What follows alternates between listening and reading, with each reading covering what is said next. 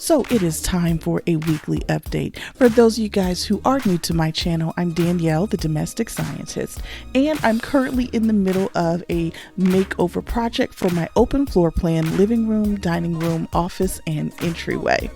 In last week's video, I talked about all the process that I went through to select a paint color, and I chose to go with Repose Gray by Sherwin Williams.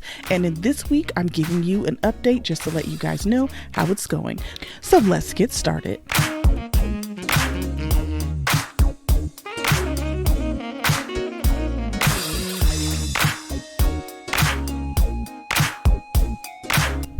Alright, so we settled on using Repose Gray by Sherwin Williams to do our living room. Now, if you saw last week's video, you know there was the heated debate between myself and my husband really trying to select a color, and I was honestly just driven to madness trying to select a color that was going to complement the cherry wood floors that we have across our home. However, once I selected the color, my husband still thought it was just way too light. So I happened to be watching a lot of videos on YouTube about paint color and paint color selection, and I did learn that if you ask at the store, they can mix the paint at a different concentration for you. So for the living room, I asked them if they could mix it at 125%. I was a little scared to ask for like 50% more pigmentation, so I went for 125%, and I decided to use that for the living room since it has the most natural light. Alright, so over here I have swatched 3 different concentrations of Repose Gray. At the bottom, that's the standard Repose Gray at 100%. That's just what the paint looks like if you go in the store and ask them to just mix you Repose Gray. But then in the middle is where I have them cut it by like 25%. So it's about 75% pigmented. It's a little bit lighter, and it still has the same coverage. It's still the same color, but some of the undertones look slightly different when you cut the pigmentation by 25%. Then at the very top is where they went in with 125%, so it's a little bit darker and it is a little bit bluer, and the undertones are definitely more apparent.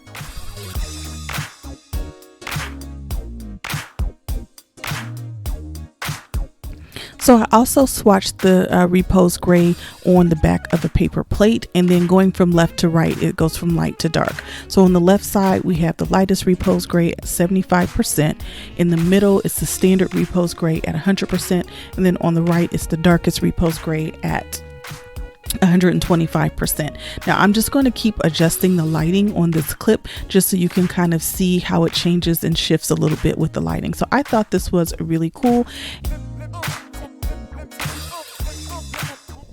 So both the office and the dining room are going to get the 100% standard Repose Gray because those rooms don't get as much sunlight. So even though they do both have very large windows, the sun is never directly beaming straight into these rooms. So I just don't get flooded with light in those 2 rooms the way I do in the living room. And I think the 125% would just be too dark.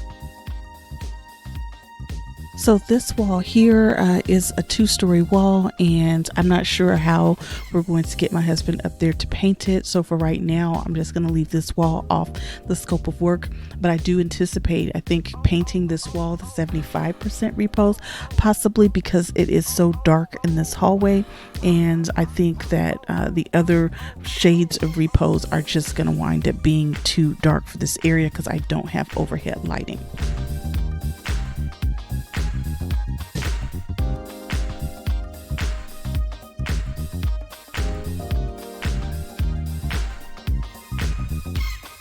Alright, so this area on the bar, just that back wall, is getting the 75% Repose Gray because I want to be a little bit brighter back there, and when I do put some artwork, I do want to make sure it's light enough that I have some good contrast. So primer is starting to go up on a lot of the walls in various areas of the house.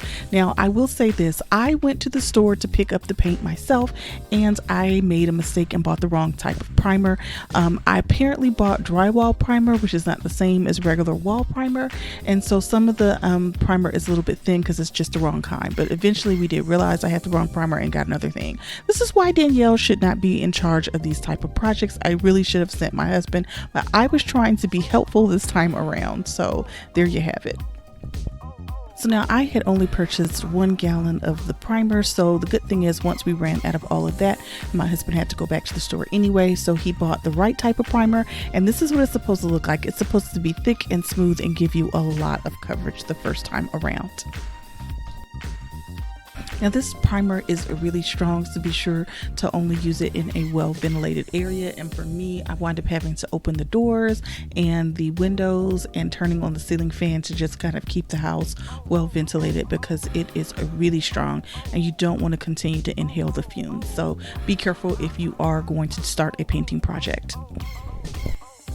All right, so this wall right here is a feature wall. This is where I put a lot of my home decor, as you guys know, and the fireplace cutouts in this wall are so deep, and so there's a shadow effect in these boxes. So I did go for the 75% repose on the back wall just to brighten it up, so that whatever decor piece I have back there really has some contrast and doesn't kind of get drowned out by the natural shadows that are cast.